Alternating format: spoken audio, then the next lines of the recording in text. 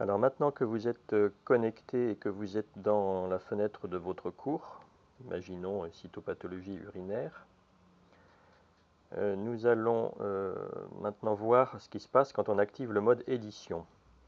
Tout d'abord, remarquez, tant que le mode édition n'est pas activé, vous avez un affichage très simple, avec pour chaque section uniquement le titre de la section, titre qu'on pourra changer, hein, mais il n'y a aucun autre bouton qui s'affiche au niveau de chaque section.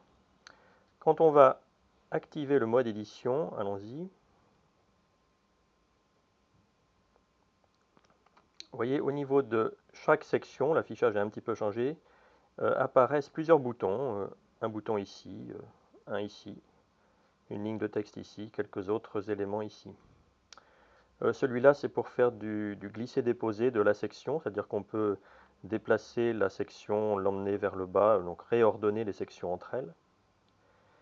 Ici, c'est pour pouvoir renommer cette section. Vous voyez, si je clique sur cette petite roue dentée, je pourrais, en décochant ensuite cette partie, utiliser le nom de section par défaut. Donc si je décoche ça, je pourrais ici mettre un nouveau nom de section. On va mettre par exemple essai. Et je vais aller enregistrer le nouveau nom de cette section. Vous voyez, qui dorénavant ne s'appelle plus section 1, mais s'appelle bien essai. Ensuite, la partie vraiment riche des menus qui nous permettront d'ajouter des contenus pédagogiques, c'est ici. Ajouter une activité ou une ressource. Donc je clique dessus. Ça vous déroule un menu très riche avec beaucoup de possibilités d'ajout de contenu pédagogique avec des activités ici. Alors il y en a beaucoup, je ne sais même pas à quoi ça peut servir, donc vous pouvez largement investiguer vous-même de votre côté.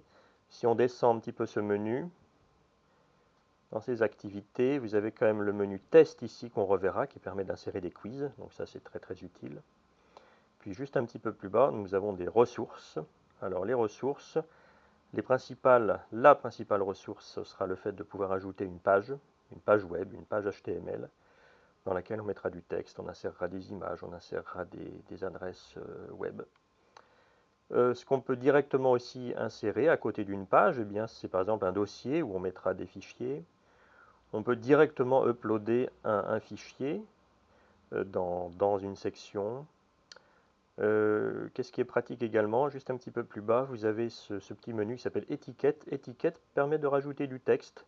Donc entre par exemple la section 2 et la section 3, on a envie de mettre un petit paragraphe explicatif en clair, eh bien on utilisera ce menu étiquette. Voilà pour la description élémentaire de ces menus. Ensuite, on va rentrer un peu plus dans le vif du sujet dans une autre session. Merci.